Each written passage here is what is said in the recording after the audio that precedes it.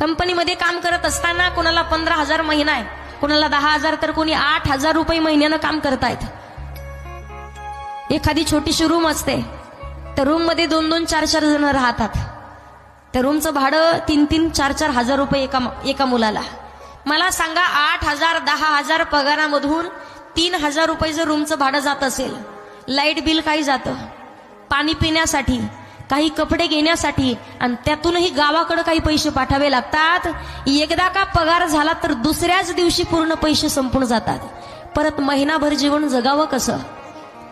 कधी कधी पहा, रविवारच्या दिवशी सुट्टी जर भेटली ना, तरुण मुलं रविवारच्या दिवशी कशाला कुठे फिरण्यासाठी जायचं आणि कशाला झोपून राहायचं म्हणून तेवढेच 8 दिवस पैसे खर्चायला भेटतील म्हणून 500 रुपये रोजाना, 200 रुपये रोजाना एखाद्या मिस्त्रीच्या हाताखाली कामाला जातात.